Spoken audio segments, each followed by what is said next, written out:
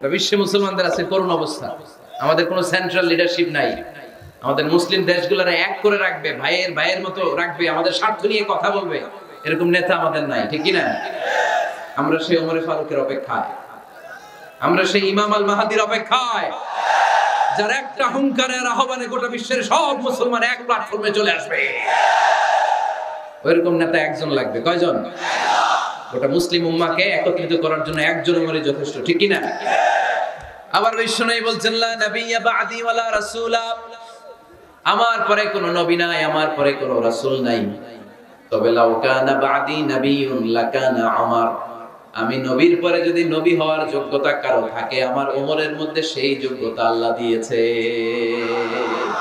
প্রভু তুমি বলেছো রাসূল দেবে না, বলনি দেবে না ওমর, বলনি দেবে না হামজা তারিক, খালিদ বিজয় সমর। প্রভু তুমি বলেছো রাসূল দেবে না, বলনি দেবে না ওমর, বলনি দেবে না হামজা তারিক, খালিদ বিজয় সমর। প্রভু তুমি বলেছো রাসূল দেবে না। আল্লাহু আকবার। একটা ওমর দরকার। কয়জন দরকার? কয়জন দরকার? এই পুরো উম্মাহ, মুসলিম উম্মার মধ্যে ওনার পজিশন নাম্বার 3। ওমর ফারুকের পজিশন নাম্বার 1 নম্বর পজিশন বিশ্বনবী সাল্লাল্লাহু আলাইহি ওয়াসাল্লাম। দ্বিতীয় পজিশন আবু বকর। 3 নম্বর পজিশন সুবহানাল্লাহ পড়বেন না? আশরাতুল মুবাশশিরিনা বিল জান্নাহ, জান্নাতের সুসংবাদ প্রাপ্ত অনেক সাহাবার কথা হাদিসে পাওয়া যায়, কিন্তু এক হাদিসে আল্লাহ রাসূল সাল্লাল্লাহু আলাইহি ওয়াসাল্লাম 10 জন সাহাবীর কথা বলেছেন। ওই 10 জনের ভেতরে সাইয়েদনা ওমর ফারুক আছে না নাই? আবার ওমর ফারুক ছিলেন বিশ্বনবীর শ্বশুর। সাইয়েদনা ওমর ফারুকের কন্যা হাফসা রাদিয়াল্লাহু তাআলা আনহাকে বিশ্বনবী বিয়ে করে ওমর ফারুকের জামাই হয়েছে, আর ওমর ফারুককে বিশ্বনবী শ্বশুর বানিয়েছে। সুবহানাল্লাহ পড়েন। আগে জানতেন এটা?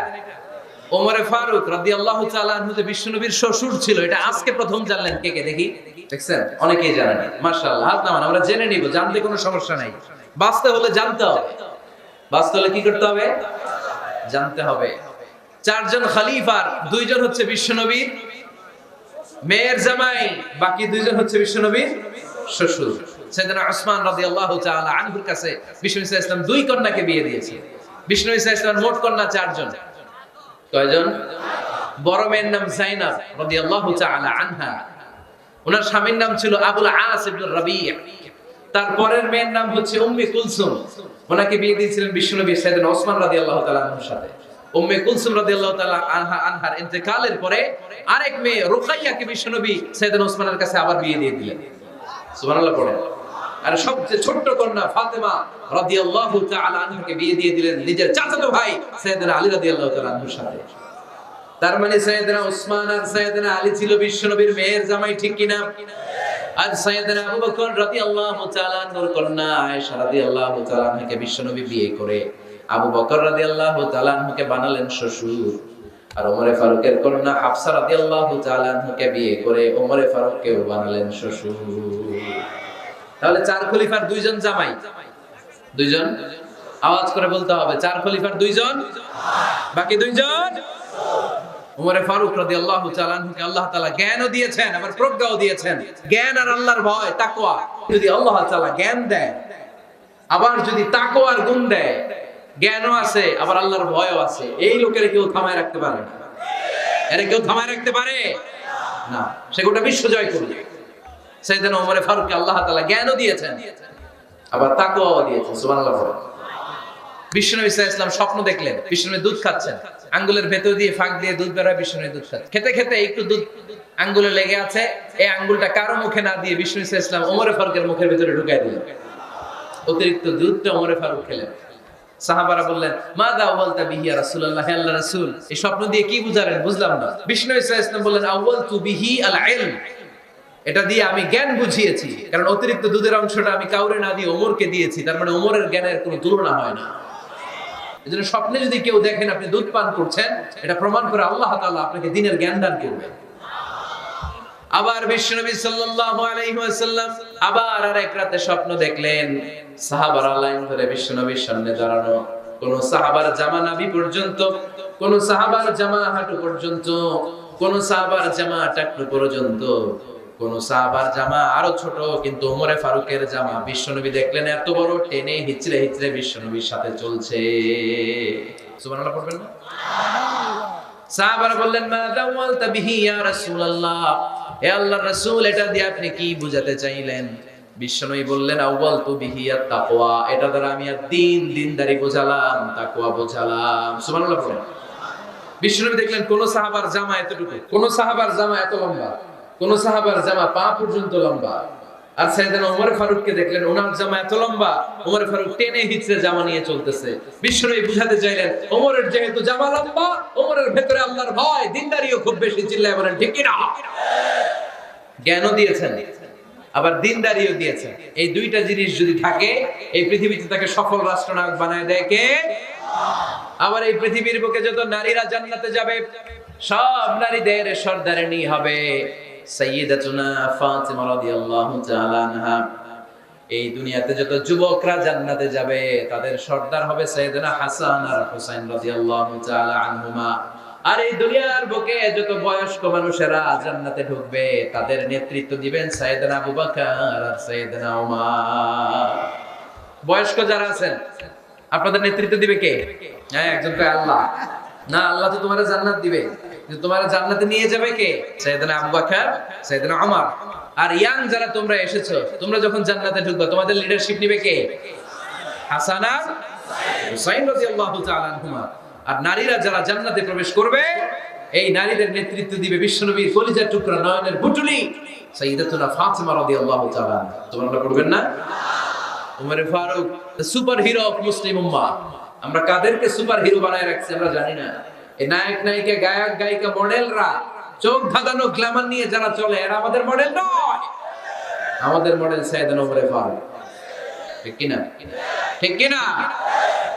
ওমর ফারুক মসজিদে নববীর খতিব, খুতবার মাঝখানে হঠাৎ চিৎকার করে বললেন, ইয়া সারিয়াত ইবনে জানিমিল জাবাল, ইয়া সারিয়াত ইবনে জানিমিল জাবাল, ইয়া সারিয়াত ইবনে জানিমিল জাবাল। মানে এই সারিয়া, এইদিকে না, জাবাল, পাহাড়ের দিকে, জাবাল, জাবাল, গো টু দা মাউন্টেন, পাহাড়ের দিকে যাও। এই কথা বলে আবার থেমে খুতবা দেওয়া শুরু করলেন। সাহাবারা আগা মাথা কিছুই খুঁজে পেল না, আগের কথার সাথেও মিল নাই, পরের কথার সাথেও মিল নাই। জুমার নামাজ শেষ, সাহাবারা বললেন, আমিরুল মুমিনিন, খলিফাতুল মুসলিমিন ওমর ফারুক জুমার খুতবা দেওয়ার সময় হঠাৎ চিৎকার মেরে বললেন, ইয়া সারিয়াত ইবনে জানিমিল জাবাল।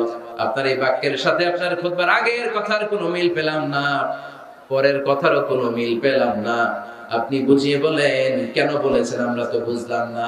সাইয়েদনা ওমর ফারুক বলেন, আমি যখন জুমার খুতবা দিচ্ছি, হঠাৎ আমার চোখের মধ্যে ভেসে উঠলো ওই যে গত কয়েক মাস আগে আমি আমার মুসলিম সেনাপতিকে ইরানে, পারস্যে, ওই ইরানের বিশাল রাজ্যে যুদ্ধের জন্য পাঠিয়েছি। আমি দেখলাম যুদ্ধের একটা ভয়ঙ্কর মুহূর্তে আমার মুসলিম সেনাপতি ভুল দিকে চলতে আরম্ভ করেছে। বাম দিকে তার পাহাড়, ডান দিকে উপত্যকা। ডান দিকে যদি সে চলে যায়, উপত্যকায় চলে যায়, শত্রু বাহিনীর হাতে ধরা খেয়ে সব মারা যাবে। আর আমার সেনাপতি যদি মুসলিম বাহিনীকে নিয়ে পাহাড়ের উপর উঠে যায়, আল্লাহর মেহেরবানিতে এই যুদ্ধেও তারা জয়লাভ করবে। এজন্য আমি মসজিদের মিম্বারে দাঁড়িয়ে রব্বুল আলামিন আমার চোখের সামনে ওই যুদ্ধক্ষেত্রের দৃশ্যপটটা তুলে ধরেছে, ওইটা দেখে আমি এখানে দাঁড়িয়ে আমার সেনাপতিকে কমান্ড দিয়েছি। পড়েন সুবহানাল্লাহ। যেন তোর মানুষ না, এটা জুমার মিম্বারে দাঁড়িয়ে হাজার কিলোমিটার দূর পারস্যে কি হচ্ছে সেটাও দেখতে পেতেন আল্লাহর মেহেরবানিতে। সুবহানাল্লাহ পড়ে সাহাবারা বিশ্বাস করে নিলেন। কিন্তু মুনাফিক টাইপের যেগুলো, এগুলো বলে এটা আবার কেমন কথা, উনি আছেন মদিনার মিম্বারের মধ্যে দাঁড়িয়ে, হাজার হাজার কিলোমিটার দূরে কি হচ্ছে উনি দেখবেন কেমনে। এরা বিশ্বাস করলো না, সাহাবারা সবাই বিশ্বাস করলো, মুনাফিক গুলো বিশ্বাস করলো না। তারা মনে মনে ভাবলো, এই মুসলিম সেনাপতি বিজয়ের বেশে যেদিন মদিনায় আসবে, আমরা মদিনার উপকণ্ঠে দাঁড়িয়ে থাকবো, ওদেরকে জিজ্ঞেস করবো এমন এমন দিন ওমর ফারুকের কণ্ঠের কোনো আওয়াজ শুনতে পেরেছিলে কিনা। বিজয়ী বেশে সাহাবারা যখন ফিরে আসতো, সব মুমিনরা আহলান ওয়া সাহলান জানাতে ওনাদেরকে রিসিভ করতে যেত, মুনাফিকগুলো যেত না। কিন্তু ওই দিন মুনাফিকরা সবার আগে যে হাজির। মুসলিম সেনাপতি যখন ঢুকলো, জিজ্ঞেস করলো, মুসলিম সেনাপতি এত এত দিন আগের কথা, জুমার দিন দুপুর বেলা যুদ্ধক্ষেত্রে হঠাৎ করে আমিরুল মুমিনিনের কোনো কথা তুমি তোমার কান দিয়ে শুনতে পেরেছিলে কিনা বলো। সেনাপতি বলল, তোমরা কেমন করে বুঝলা, কেমন করে তোমরা জানলা? তোমরা ঠিকই জেনেছো, ঠিকই ধরেছো, ঠিকই বলেছো। যুদ্ধের কঠিন মুহূর্তে ভুল করে আমি উপত্যকার দিকে মুসলিম বাহিনীকে নিয়ে ছুটতে আরম্ভ করেছিলাম। হঠাৎ করে আমিরুল মুমিনিনের একটা কণ্ঠ আমার কানের ভেতরে ভেসে আসলো। আমি শুনতে পেলাম, ইয়া সারিয়া তাবনা জানিমিল জাবাল, ডান দিকে উপত্যকার দিকে যেও না, তাড়াতাড়ি বাম দিকে পাহাড়ের উপর চড়ে যাও। শুনেছি আমি, আমার নিজ কানে শুনেছি। তোমরা কি করে জানলে? আমি নিজে শুনেছি। সেদিন আমিরুল মুমিনিনের এই ইনস্ট্রাকশন, এই গাইডলাইন যদি আমরা ফলো করতে না পারতাম, শত্রু বাহিনীর হাতে আমরা কচু কাটা হতাম। আমাদের চেহারা, আমাদের আত্মীয় স্বজনরা তোমরা কেউ দেখতে পেতে না। পড়েন সুবহানাল্লাহ। This is our super hero. আমাদের সুপার হিরোর নাম কি? চিল্লায় বলতে হবে, ওমর ফারুক রাদিয়াল্লাহু তাআলা আনহু। এভাবে গাইডলাইন দিয়েছেন উম্মতকে, এভাবে ইনস্ট্রাকশন দিয়েছেন। ওমর ফারুকের ব্যাপারে বিশ্বনবী বলেছেন, আশাদ্দুহুম ফি আমরিল্লাহি ওমর, আল্লাহর জমিনে আল্লাহর দ্বীন বাস্তবায়নের ক্ষেত্রে আমার ওমর ফারুকের চাইতে কঠিন কেউ ছিল না। এজন্য ওমর ফারুককে মুনাফিকরা জমের মতো ভয় পেত। কারা ভয় পেত? এমনকি শয়তানও ভয় পেত। সুবহানাল্লাহ পড়েন। বিশ্বনবী বলতেন, মা লাকিয়াকা শাইতানু সালিকান ফাজ্জান ইল্লা সালাকা ফাজ্জান গায়রা ফাজ্জিন। ওমর, তোমার যদি ইবলিস শয়তান এই রাস্তা দিয়ে হেঁটে আসতে দেখে, ইবলিস শয়তান এই রাস্তা রেখে দিয়ে অন্য রাস্তা দিয়ে হাঁটে। ওমর, তুমি যদি এই রাস্তা দিয়ে হাঁটো, শয়তান জীবনে ওই রাস্তা দিয়ে হাঁটবে না। এই রাস্তা দিয়ে আরেক রাস্তা দিয়ে হাঁটে। সুবহানাল্লাহ কইতে পারলেন না? আল্লাহর হাবিব সাল্লাল্লাহু আলাইহি ওয়াসাল্লামের স্ত্রীরা মাঝে মাঝে রাসূল সাল্লাল্লাহু আলাইহি ওয়াসাল্লামের কাছে বায়না ধরতো, নবী আমাদেরকে এইটা দেন, ওইটা দেন, আমাদের ঘরে এইটা নাই, ওইটা নাই। বিশ্বনবীকে, আমার কাছে কিচ্ছু নাই, থাকলে এনে থাকো, নাইলে দাও। কিন্তু বিবিরাও ছাড়া না, নবী আমাদের এইটা দেন, ওইটা দেন, বায়না ধরছে সব বিবিরা। বিশ্বনবীর স্ত্রী ছিল কয়জন? 11 জন। দাসী 2 জন, সব মিলে 13 জন। 11 স্ত্রী ধরছে, নবী এটা দেন, ওইটা দেন। বিশ্বনবী বলে, কিছু নাই, স্ত্রীরাও ছাড়া না। ইন দ্য মিন টাইম বিশ্বনবী হঠাৎ একটা সালাম শুনতে পেলেন। কে যেন দরজার মধ্যে এসে দাঁড়িয়ে নক দিচ্ছে আর বলছে, আসসালামু আলাইকুম ওয়া রাহমাতুল্লাহ। বিশ্বনবী সালামের উত্তর দিলেন, ওয়া আলাইকুমুস সালাম ওয়া রাহমাতুল্লাহ। আর বিশ্বনবী বুঝতে পেলেন এটা সাইয়েদনা ওমর ফারুকের কণ্ঠ। কার কণ্ঠ? সালামের উত্তর দিয়ে বিবিদের দিকে তাকায় দেখে একটা বিবিও নাই, সব অন্দর মহলে দৌড়। সুবহানাল্লাহ কইবেন না? এটারে ভয়ের কারণে দৌড় এটা বলে না, শ্রদ্ধার কারণে, তার হাইবাতের কারণে। হাইবাত, পার্সোনালিটি, এটাকে বলে হাইবাত ওমর। ওমর ফারুকের হাইবাত, পার্সোনালিটি এত স্ট্রং ছিল, ওনাকে দেখলে মানুষ ভয় পেত। ইসলামের জন্য ভয়। সুবহানাল্লাহ পড়তে হবে। বিশ্বনবীর কলিজার টুকরা স্ত্রী আম্মা জান আয়েশা রাদিয়াল্লাহু তাআলা আনহা, উনি নিজে ওমর ফারুককে ভয় পেতেন, নিজেও ভয় পেতেন। মাঝে মাঝে বিশ্বনবীর সাথে ঝগড়া হয়ে গেলে, মধুর ঝগড়া, ভালোবাসার ঝগড়া যদি হয়ে যেত, বিষ্ণু বলতেন, আয়েশা চলো মিটমাট করে ফেলো, ঝগড়া করার কয়েকদিন থাকো, চলো মিটমাট করি। তো মিটমাট করার জন্য রাজি আছো? আম্মা জান আয়েশা বলতেন, হ্যাঁ রাজি আছি। তো কারে আনা যায়? ওমর রে ডেকে আনি মিটমাট করার জন্য। আয়েশা রাদিয়াল্লাহু তাআলা আনহা বলে, ওরে বাপ রে বাপ, ওমর না না, ওমর গলিজ, ওমর ফারুকের ভয় লাগে আমার। সুবহানাল্লাহ কইবেন না? বিষ্ণুনবী যখন বলতেন, আয়েশা তাহলে তোমার আব্বুকে ডেকে আনি, আম্মা জান আয়েশা বলতেন, ঠিক আছে, আব্বুরে ডেকে নিয়ে আসেন। আবু বকর রাদিয়াল্লাহু তাআলা আনহুরে ডেকে নিয়ে আসেন। আমার আব্বুর মতো নরম দিলের মানুষ আমি জীবনে দেখি না। আবু বকর রাদিয়াল্লাহু তাআলা খুব নরম দিলের লোক ছিলেন। তার বিপরীতে ওমর ফারুক ছিলেন খুব কঠিন মেজাজের। দুইটাই লাগে, কথা কর। নরমও যেমন লাগে, গরমও লাগে। নরম গরমের সমন্বয় দরকার আছে না নেই? আর সুপার হিরো ওমর ফারুক রাদিয়াল্লাহু তাআলা আনহু। আমরা যাদের আমাদের ছোট্ট বাচ্চা আছে, ঘরে 2 বছর 3 বছরের শিশু আছে না, আমাদের রাতের বেলা দেখবেন খেতে চায় না, খালি মায়ের জ্বালায়। তো মা তখন বলে, এই খাও, নাইলে ভূত আসবে, ওই যে বিড়াল আসবে, বাঘ আসবে, ভাল্লুক আসবে, এগুলো বলে না? এগুলো বলে ভুলিয়ে বালিয়ে বাচ্চাকে ভয় দেখিয়ে খাওয়াতে চায়। মদিনাতে যখন ওমর ফারুক রাদিয়াল্লাহু তাআলা আনহু মদিনার খলিফা, তখন মদিনার বাচ্চারাও মাদেরকে এরকম জ্বালাতো, খেতে চাইতো না। মায়েরা খাবার নিয়ে বাচ্চাদের পেছনে ঘুরতো। তখন মদিনার মায়েরা বাচ্চাদেরকে বলতো, তাড়াতাড়ি খাও, হা হুয়া ইয়াতি উমর, হুয়া উমর, তাড়াতাড়ি খাও, ওই যে ওমর আসতেছে, ওমর। ওমর আসতেছে শুনলেই বাচ্চারা তাড়াতাড়ি খেয়ে ফেলতো, বাঘের মতো ভয় পেত। চিল্লায় পড়েন আল্লাহু আকবার। মুসলিম ইতিহাসে প্রথম চিফ জাস্টিস আবু বকর রাদিয়াল্লাহু তাআলা আনহু যখন খলিফা, চিফ জাস্টিস বানাই দিয়েছেন ওমর ফারুককে। সর্বপ্রথম কোরআন সংকলনের পরামর্শ দিয়েছেন 114 সূরা 30 পারা। আগে কি এরকম ছিল? কথা কন না কেন? আগে গাছের পাতায় লেখা ছিল, পশুর চামড়ায় লেখা ছিল, উটের হাড্ডির মধ্যে লেখা ছিল কোরআন। এভাবে যখন হাফেজে কোরআন সাহাবারা শহীদ হতে আরম্ভ করলো, এক যুদ্ধে টানা 70 জন হাফেজে কোরআন সাহাবা নিহত হলেন, শহীদ হলেন। ওমর ফারুক তখন আবু বকর রাদিয়াল্লাহু তাআলা আনহুর কাছে যেয়ে বললেন, আবু বকর আপনি কোরআন জমা করেন, সব কোরআনের কপিগুলো একসাথে করে এরকম একটা কোরআন করেন। আবু বকর বললেন, না, আমার নবী যেটা করেন আমি এটা করতে পারি না। কিন্তু ওমর ফারুক ছাড়েন, আর এটা করেন, করলে ভালো হবে, গোটা মুসলিম উম্মাহ উপকৃত হবে। বারবার বারবার বারবার সাইয়েদনা আবু বকর রাদিয়াল্লাহু তাআলা আনহুকে এত জোরাজুরি করতেছিলেন, অবশেষে আবু বকর রাদিয়াল্লাহু তাআলা আনহু বললেন, ওমর ফারুকের জোরাজুরিতে এই কাজের জন্য আল্লাহ তাআলা আমার হৃদয়টারে খুলে দিলেন। আল্লাহ আমার হৃদয়ের ভিতরে ইলহাম করে দিলেন, আর আল্লাহ বোঝাতে চাইলেন, আবু বকর ওমরের কথাই শোনো, ওমর যেটা বলে তেমনটাই করো। কারণ ওমরে ফারুককে বলা হয় মুহাদ্দাস। কি বলে? সবাই বলেন কি বলে? মুহাদ্দিস না মিয়া? মুহাদ্দিস মানে যে হাদিস বিশারদ, আর মুহাদ্দাস মানে যার মুখ থেকে আল্লাহর কথাগুলো বের হয়। আল্লাহ কি বলতে চায়, আল্লাহ তাআলা ওই কথাগুলো, ওই ভাবনাগুলো ওই লোকের মুখ দিয়ে বের করে দেয়। জোরে বলেন সুবহানাল্লাহ। বিষ্ণু বললেন, লিকুল্লি উম্মাতিন মুহাদ্দাস, সব উম্মতের মধ্যে আল্লাহ তাআলা একজন করে মুহাদ্দাস পাঠায়। আমার উম্মতের মধ্যে মুহাদ্দাস লোকটার নাম হলো ওমর। বিভিন্ন সময়ে ওমর ফারুক যেমনটা ভাবতেন ঠিক তেমন কোরআনের আয়াত পাঠিয়েছে কে? মদিনার সবচেয়ে বড় মুনাফিকের নাম হচ্ছে আব্দুল্লাহ ইবনে উবাই ইবনে সালুল। নাম শুনছেন? মুনাফিক চিনেন তো আপনারা? ভিতরে এক বাইরে আরেক, তার নাম সর্দার হচ্ছে আব্দুল্লাহ ইবনে উবাই ইবনে সালুল। ইন্তেকালের পরে তার ছেলে আব্দুল্লাহ এসে বলে, ইয়া রাসূলুল্লাহ, এটা চমৎকার ঘটনা, মনোযোগ দিয়ে শুনুন। ইয়া রাসূলুল্লাহ, আমার আব্বা আব্দুল্লাহ ইবনে উবাই ইবনে সালুল মুনাফিকদের লিডার, আপনিও জানেন আমিও জানি, কিন্তু আমার তো বাবা, আমার কি, আমার তো মায়া লাগে। ইয়া রাসূলুল্লাহ, আমার আব্বা ইন্তেকাল করেছে, আপনার গায়ের একটা জামা খুলে দেন। কি খুলে দেন? এই জামাটা দিয়ে আমার বাবার দাফন দেব, আর আপনি যে আমার বাবার জানাজার নামাজের ইমামতি করবেন, আসেন। ওমর ফারুক বললেন, না, আপনি যাবেন না। বিশ্বনবী দয়ার নবী, মায়ার নবী, রহমতের নবী। মায়া লেগে গেছে, আব্দুল্লাহর চোখের পানি দেখে যেতে আরম্ভ করলেন। ওমর ফারুক বললেন, খবরদার, নবী যাবেন না। বিশ্বনবী যাওয়ার জন্য রওনা হলেন। ওমর ফারুক বিশ্বনবীর জুব্বা টেনে ধরলেন। সুবহানাল্লাহ কোন? আমাদের দেশে হইলে কি বলতাম আমরা? বেয়াদবি করছে না? না, সম্পর্কটা এমন ছিল। ওমর ফারুক জুব্বা টেনে ধরেছেন। তখন আল্লাহ আয়াত নাযিল করলেন, ইস্তাগফির লাহুম আও লা তাস্তাগফির লাহুম ওয়া ইন তাস্তাগফির লাহুম 70 মাররাতান ফালাই ইয়াগফিরুল্লাহু লাহুম। বিশ্বনবী ওমর ফারুককে সরিয়ে দিয়ে জুব্বাটা হ্যাচকা টান মেরে জানাজার নামাজের ইমামতি করে আসলেন।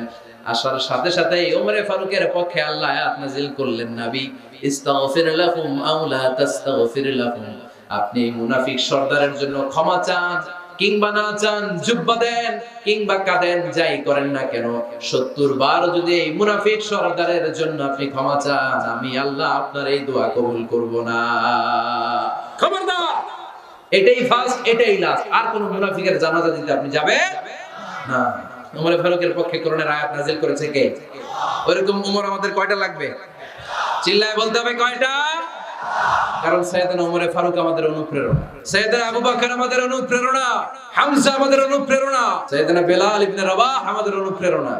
নায়ক নায়িকা, গায়ক গায়িকা আমাদের অনুপ্রেরণা নয়। এজন্য বিশ্বনবী আল্লাহর কাছে দোয়া করলেন, আল্লাহ, মক্কার দুজনের একজন, দুজন চাই না, দুজনের যে কোনো একজনকে কালিমার সুশীতল ছায়াতলে এনে দাও। এক হলো ওমর ইবনুল খাত্তাব, হয়তো খাত্তাবের বেটা ওমরকে তুমি ইসলামের ভেতরে নিয়ে আসো, কিংবা আবি জাহাল ইবনে হিশাম, হিশামের বেটা আবু জাহেলকে তুমি মুসলমান বানায়া দাও। দুইজন চাইছেন নাকি একজন? হয় খাত্তাবের বেটা ওমর কিংবা হিশামের বেটা আবু জাহাল, দুজনের একজনকে আমার চাই। ওমরে ফারুকের জন্য দোয়াটা কবুল করে নিয়েছে কে? তাহাজ্জুদের নামাজ পড়ে বিশ্বনবী যখন দোয়া করলেন, এই দোয়া যে ওমরে ফারুকের হৃদয়ে একটা ধাক্কা মারল। সুবহানাল্লাহ পড়ে। দোয়ার ধাক্কা বড় ধাক্কা, ঠিক কি না? প্রায় শুনবেন ক্যান্সার হয়েছে, ডাক্তার বলে দিছে বাঁচবে 2 মাস। কয় মাস? এরপর আমি দেখছি লোকটা 8 বছর বেঁচে ছিল। কয় বছর? ডাক্তার বলছে বাঁচবে কয় মাস, বেঁচে ছিল কয় বছর? 8 বছর। কিসের বরকতে? দোয়া। কিসের বরকতে? তাহলে দোয়ার একটা পাওয়ার আছে না নাই? একটা ধাক্কা আছে না নাই? বিশ্বনবী দোয়া করলেন, আল্লাহ, হয় ওমরে ফারুককে আপনি এনে দেন, অথবা আবু জাহেলের মনটারে নরম করে দেন। ওমরে ফারুকের জন্য দোয়াটা কবুল করে নিল কে? এই দোয়ার একটা বরকত ওমরে ফারুকের হৃদয়ে ছুঁয়ে গেল। 1 নাম্বার ধাক্কা। ধাক্কা সব একবারে দেওয়া যায় না। ধাক্কা একবারে দেওয়া যায়? ডাক্তারের কাছে গেলে ডাইরেক্ট কি অ্যান্টিবায়োটিক মারে? কথা বলেন। প্রথমে সামান্য ওষুধ দেয়, সিম্পল ডোজ, তারপরে ডোজ একটু বাড়ায়, ফাইনালি কাজ না হলে অ্যান্টিবায়োটিক মারে। কথা বলেন। প্রথম ধাক্কাটা গেল তিনি দোয়ার ধাক্কা। বিশ্বনবী দোয়া করলেন, ওই দোয়ায় ওমর ফারুকের হৃদয়ে ছুঁয়ে গেল। এরপরে রব্বুল আলামিন ওমর ফারুককে ধাক্কা মারলেন কোরআনের একটা সূরা দিয়ে। সূরাটার নাম হলো সূরাতুল হাক্কা। কি সূরা? কোন সূরা দিয়ে ধাক্কা দিয়েছে? সূরা হাক্কা। সূরা হাক্কা দিয়ে দিয়েছে এক কথা বলেন। সূরা হাক্কা দিয়ে দিয়েছেন এক। আল হাক্কাতু মাল হাক্কা ওয়া মা আদরাকা মাল হাক্কা। সূরা হাক্কা দিয়ে আল্লাহ একটা ধাক্কা মারলেন। ওই যে দোয়া করলেন বিশ্বনবী, দোয়ার পর সাইয়েদনা ওমর ফারুকের হৃদয়ের মধ্যে উথাল পাতাল শুরু হয়ে গেল। সব সময় লুকিয়ে লুকিয়ে বিশ্বনবীরে ফলো করে। বিশ্বনবী ডানে গেলে ওমর ফারুক ডানে যায়, বিশ্বনবী বায়ে গেলে ওমর ফারুক বায়ে যায়। বিশ্বনবী রাত্রি বেলা নামাজ পড়লে ওমর ফারুক পেছনে লুকিয়ে লুকিয়ে বিশ্বনবীর কোরআন শুনে। বিশ্বনবী মসজিদুল হারামের পাশে দাঁড়িয়ে রাতের এশার সালাত আদায় করছিলেন। ওই টাইমে বিশ্বনবী সূরাতুল হাক্কা তেলাওয়াত করছিলেন। কোন সূরা? সূরাতুল হাক্কা বিশ্বনবী তেলাওয়াত করেছেন। ওমর ফারুক মন্ত্রমুগ্ধ হয়ে বিশ্বনবীর কণ্ঠের তেলাওয়াত শুনে, বিশ্বনবীর তেলাওয়াতের কণ্ঠ আমাদের কণ্ঠের মতো নাকি? বিশ্বনবীর কণ্ঠ কারি বাসিদের কণ্ঠের মতো? আহমদ বিন ইউসুফের কণ্ঠের মতো? আমার নবীর কণ্ঠের সুরের ঝংকারের সাথে পৃথিবীর কোন কারি সাহেবের তুলনা চলবে? কত মধুর, কত সুন্দর, কত অসাধারণ তেলাওয়াত করতেন আমার বিশ্বনবী। একবার তেলাওয়াত শুনলে পাগল না হয়ে কেউ থাকতে পারতেন না। বিশ্বনবী ওমর ফারুককে দেখেন নাই। ওমর ফারুক লুকিয়ে লুকিয়ে বিশ্বনবীরে ফলো করে। বিশ্বনবী এশার সালাতে সূরা হাক্কা তেলাওয়াত করতে আরম্ভ করলেন। তেলাওয়াত করতে করতে করতে করতে বিশ্বনবী সামনের দিকে যেতে লাগলেন। বিশ্বনবীর চমৎকার কণ্ঠের তেলাওয়াত শুনে ওমর ফারুক মুগ্ধ হতে লাগলো। ওমর ফারুক অবাক, কিরে এত সুন্দর শব্দের গাঁথনি, এত সুন্দর বাক্য, এত সুন্দর অন্তমিল, এত সুন্দর কথা, এটা কবিতার মতো লাগে। মনে হয় মুহাম্মদ কবি হয়ে গেছে। কি হয়ে গেছে? সবাই বলেন। মনে হয় মুহাম্মদ কবি হয়ে গেছে, কাব্য প্রতিভা দিয়ে নিজেই কবিতা বানাইছে। ওমর ফারুক যখন মনে মনে ভাবলেন এগুলো মনে হয় মুহাম্মদ কবিতা পড়ে, মুহাম্মদ মনে হয় কবি হয়ে গিয়েছে। ইন দা মিন টাইম বিশ্বনবী তেলাওয়াত করছিলেন সূরা হাক্কা থেকে, ওয়ামা হুয়া বিকাউলি শাইরিন ক্বালিলাম মা তুমিনুন। এর অর্থ হলো এটা কোনো কবির বানানো কবিতা নয়, তোমরা অল্প সংখ্যক লোকই এই কোরআনের উপরে ঈমান আনো। সুবহানাল্লাহ। বিশ্বনবী ওমর ফারুককে দেখছে নাকি? কথা কয় না। দেখেছে না? বিশ্বনবীর উপর তেলাওয়াত করে যাচ্ছে। ওমর ফারুক যখন মনে করলেন কি রে এই কথাগুলো এত সুন্দর, এটা মনে হয় কবিতা। ইন দ্য মিন টাইম বিশ্বনবী যে আয়াতটা তেলাওয়াত করছিলেন, কোইন্সিডেন্টলি দৈবাত মিলে গিয়েছে। ওই আয়াতের অর্থ ছিল এটা কোনো কবির বানানো কবিতা না, খুব অল্প সংখ্যকই তোমরা ঈমান আনো। এবার তো ওমর ফারুক আটকে উঠলেন। ঘটনা কি? আমি মনে মনে ভাবলাম মুহাম্মদ কবি, আর যেটা পড়তেছে এটা কবিতা, কিন্তু মুহাম্মদ আমরা দেখেও নাই, কিন্তু বলতেছে এটা কবির বানানো কবিতা না। তাহলে মুহাম্মদ মনে হয় গণক হয়ে গেছে। কার মনে কি চলে না দেখেই বলতে পারে। নাউজুবিল্লাহ পড়বেন না? ওমর ফারুক এবার মনে মনে ভাবে মুহাম্মদ তাহলে কবি না, আগেরটা ভুল ধারণা আমি করেছি। মুহাম্মদ কবি নয়, মুহাম্মদ হলো গণক। আওয়াজ করে পড়েন না আউযুবিল্লাহ। মুহাম্মদ মানুষের মনে কি চলে গণনা করে সব টের পেয়ে যায়, সব বুঝতে পারে। বিশ্বনবী তখন যে আয়াতটা তেলাওয়াত করছিলেন সেটা হলো ওয়ালা বিকাউলি কাহিনিন ক্বালিলাম মা তাযাক্কারুন। বিশ্বনবী তখন যে আয়াতটা তেলাওয়াত করছিলেন এই আয়াতের অর্থ হলো এটা কোনো গণকের বানানো কথা নয়, খুব অল্প সংখ্যক লোকই তোমরা উপদেশ গ্রহণ করো। বিশ্বনবী ওমর ফারুককে দেখে? কথা কয় না। দেখে না, কিন্তু মিলে যাচ্ছে। ওই আয়াতের পরের আয়াতটা ছিল এটা গণকের বানানো কোনো গণনা নয়, খুব অল্প সংখ্যকই তোমরা ঈমান আনো। এবার তো ওমর ফারুক বেহুশ। হায় হায়, প্রথমে ভাবলাম কবিতা, সে পড়ে যাচ্ছে না কবির বানানো কবিতা না। এরপর মনে মনে ভাবলাম মনে হয় গণক, সে বলে না এটা গণকের বানানো গণনা নয়। তাহলে এটা কি? এটা কি? কি এটা? কি পড়ে মুহাম্মদ, যার কণ্ঠের তেলাওয়াত শুনলে মানুষ পাগল হয়ে যায়। বিশ্বনবী তখন পড়তে আরম্ভ করলেন তানজিলুম মির রাব্বিল আলামিন। এর মানে হলো এটা কবিতা না, এটা গণকের বানানো গণনা না, মানুষের বানানো কিচ্ছু না, এটা গোটা বিশ্বের রব আল্লাহ পাকের বাণী। সুবহানাল্লাহ পড়েন। এই 2 নাম্বার ডোজ পড়লো। প্রথম ডোজ পড়ছে দোয়ার ডোজ। প্রথম ডোজ কিসের? দোয়া। 2 নাম্বার সূরা হাক্কা দিয়ে আল্লাহ দিলেন এক ধাক্কা। এই সূরা হাক্কার ওই ঘটনার পরে ওমরে ফারুক তো পাগল পাড়া, কি ঘটে গেল আমার সাথে ওই দিন? আমি মনে মনে যা ভাবি সব মোহাম্মদ বুঝে। আল্লাহ 2 নাম্বার ডোজ দিলেন সূরা হাক্কা দিয়ে এক ধাক্কা। সুবহানাল্লাহ পড়েন। এরপরে ওমরে ফারুক প্রায় বিশ্বনবীর কথা ভাবেন, বিশ্বনবী কোথায় যান লুকিয়ে লুকিয়ে দেখেন। এবার রব্বুল আলামিন ভাবলেন এবার সূরা তাহা দিয়ে আমি 3 নাম্বার ডোজ দিয়ে দিব। পড়েন সুবহানাল্লাহ। এবার 3 নাম্বার ডোজ পাবেন, কিন্তু শয়তান ওয়াসওয়াসা দিচ্ছে, ওমরে ফারুক যাও, মক্কায় ঘোষণা হয়েছে মুহাম্মদের কল্লা এনে দিতে পারলে এত এত স্বর্ণ মুদ্রা।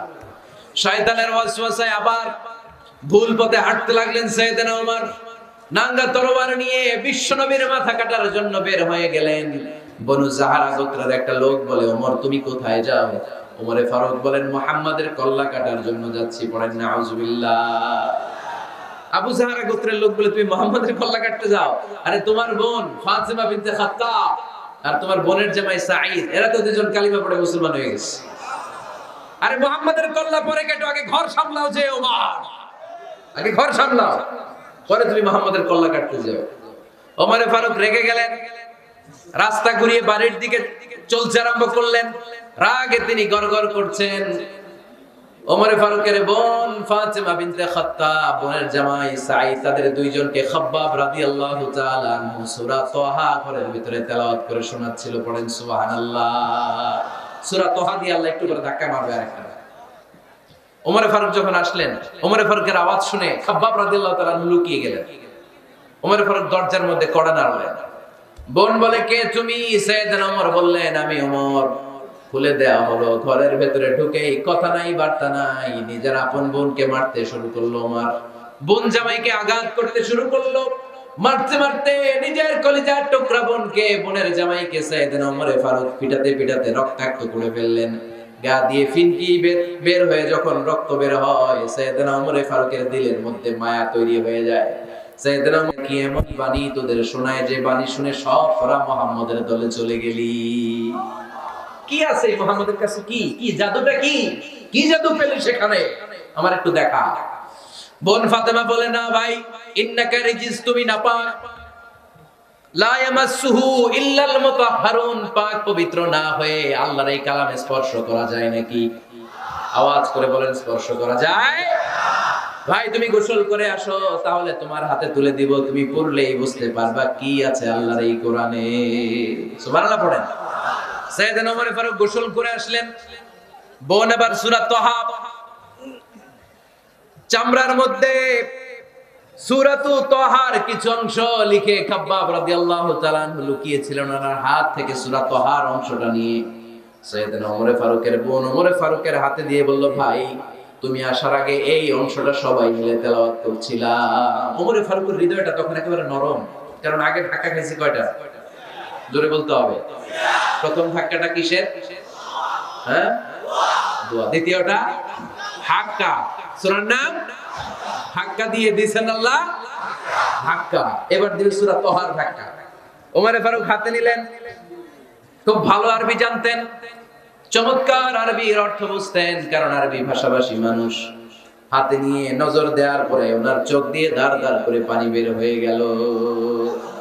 ওমর ফারুক আয়াতগুলোর দিকে তাকিয়ে পড়তে আরম্ভ করলেন। তাহা মা আনজালনা আলাইকাল কুরআনা লিতাশকা ইল্লা তাযকিরাতান লিমান ইয়াখশা তানজিলাম মিম্মান খালাকাল আরদা ওয়াস সামাওয়াতিল উলা। পড়েন সুবহানাল্লাহ। উনি পড়তে আরম্ভ করলেন, তাহা মা আনজালনা আলাইকাল কুরআনা লিতাশকা, এই কোরআনকে হতভাগা জাতি হিসেবে থাকার জন্য তোমাদের উপর নাজিল করি নাই। তানজিলাম মিম্মান খালাকাল আরদা, ওয়াস সামাওয়াতিল উলা, এটা ওই রবের পক্ষ থেকে, ওই সত্তার পক্ষ থেকে নাজিল হয়েছে যেই রব জমিন তৈরি করেছেন, যেই রব বিশাল সুবিশাল আকাশও তৈরি করেছেন। সুবহানাল্লাহ পড়েন। সূরা তাহা এই চমৎকার অসাধারণ শব্দ গাঁথনি দিয়ে এই আয়াতগুলো যখন পড়তে আরম্ভ করলেন, ওমর ফারুক আর নিজের উপর ব্যালেন্স রাখতে পারলেন না, আর ধরে রাখতে পারলেন না। এবার ডাইরেক্ট অ্যাকশন। এবার কি 3 নাম্বার ধাক্কা খেয়ে, সূরা তাহার ধাক্কা খেয়ে আর সামলাতে পারলেন না, পাগলের মতো হয়ে গেলেন। বলতে আরম্ভ করলেন, আইনা মুহাম্মদ, মুহাম্মদ কোথায়? সাইয়েদনা খাব্বাব বললেন, বিশ্বনবী সাফা পাহাড়ের পাদদেশে দারুল আরকাম ইবনে আবিল আরকামের ঘরে বসে বসে লুকিয়ে লুকিয়ে কোরআনের দাওয়াত দিচ্ছে। ওমর, তুমি যদি মুহাম্মদ সাল্লাল্লাহু আলাইহি ওয়াসাল্লামের দেখা পেতে চাও, তাড়াতাড়ি দারুল আরকামের ঘরের দিকে ছুটে যাও। ওমর ফারুক তলোয়ার নিয়ে ছুটলেন, পাগলের মতো ছুটলেন, আর ধৈর্য ধারণ করতে পারেন না।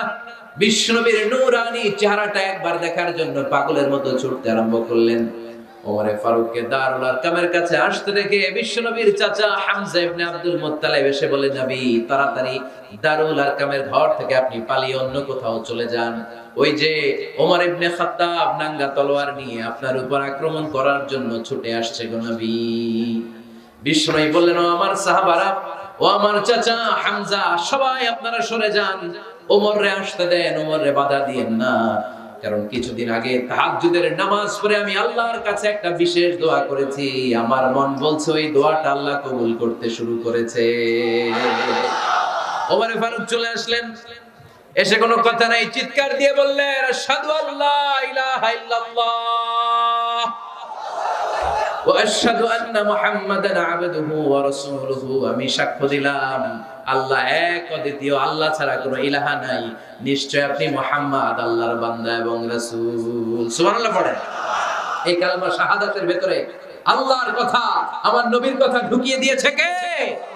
ঝিনুকের ভেতর লুকিয়ে থাকে যেমন মতি, ঝিনুকের ভেতর লুকিয়ে থাকে যেমন মতি, কালমা শাহাদাতে আছে আল্লাহর জ্যোতি, কালমা শাহাদাতে আছে আল্লাহর জ্যোতি। পড়েন, ঝিনুকের ভেতর লুকিয়ে থাকে যেমন মতি, ঝিনুকের ভেতর লুকিয়ে থাকে যেমন মতি, কালমা শাহাদাতে আছে আল্লাহর জ্যোতি, কালমা শাহাদাতে আছে আল্লাহর জ্যোতি।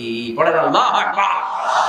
ওই শাহাদাতের জ্যোতি সাইয়েদনা ওমর ফারুকের হৃদয়টারে উজালা করে দিল। দুনিয়ার সব ভয়কে পেছনে ফেলে এক আল্লাহর ভয়কে অন্তরে ধারণ করে আওয়াজ করে বললেন, আশহাদু আল্লা ইলাহা ইল্লাল্লাহ ওয়াহদাহু লা শারীকা লাহু ওয়া আশহাদু আন্না মুহাম্মাদান আবদুহু ওয়া রাসূলুহু। পড়েন সুবহানাল্লাহ। 3টা ধাক্কা। কয়টা? সবাই বলতে হবে, কয়টা? প্রথম ধাক্কাটা দোয়া, দ্বিতীয় ধাক্কা হাক্কা, তৃতীয় ধাক্কা সূরা তাহা। 3টা ধাক্কার মাধ্যমে সাইয়েদনা ওমর ফারুককে মুসলমানদের লিডার বানায় দিল কে? ওমর ফারুক কালিমা পড়ে মুসলমান হয়ে গেছে। মুসলিম সাহাবাদের মধ্যে আনন্দের বন্যা বয়ে গেল। বিশ্বনবী খুশি হয়ে গেলেন, আল্লাহ শুকরিয়া করলেন, আল্লাহ তুমি আমার দোয়া ফিরিয়ে দাও নাই, আমি বলেছি দুজনের একজনকে চাই, তুমি ওমর ফারুককে দান করেছো। পড়েন আলহামদুলিল্লাহ। এবার ওমর ফারুক বিশ্বনবীর প্রশ্ন করলেন, নবী আলাসনা আলাল হক, আমি প্রশ্ন করি উত্তর দেন, আমরা কি সত্যের উপর নাই? বিশ্বনবী বললেন, বালা ওমর, আমরা এই সত্যের উপরে আছি। আমাদের কোরআন কি সত্য নয়? বিশ্বনবী বললেন, কোরআনও সত্য।